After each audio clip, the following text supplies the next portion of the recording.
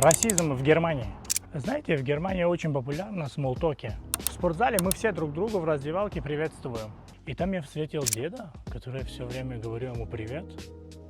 Он не обращает внимания и даже с таким угрюмым лицом проходит и приветствует только других. На меня не обращает внимания. Я такой, окей. И второй день я ему приветствую, он на ответ ничего не говорит.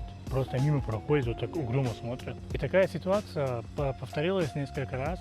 И я думал, что что бывает, что человек ненавидит иностранцев, поэтому не хочет поздороваться. Ну ничего страшного. Люди разные, у людей разные вкусы. И как-то раз мне стало обидно, я хотел его спросить, почему он ненавидит иностранцев. Или просто почему игнорирует меня. То, что вы дальше услышите, вас поражает. Я подошел к нему и спросил, почему вы игнорируете меня? Он в ответ на меня вот так смотрит и говорит, что? И вы понимаете, что меня осенило? И посмотрите, как я накручивал, что он ненавидит иностранцев, он ненавидит меня, поэтому не здоровается. Знаете, это бэкграунд человека из СНГ. Что-то подобное у вас было?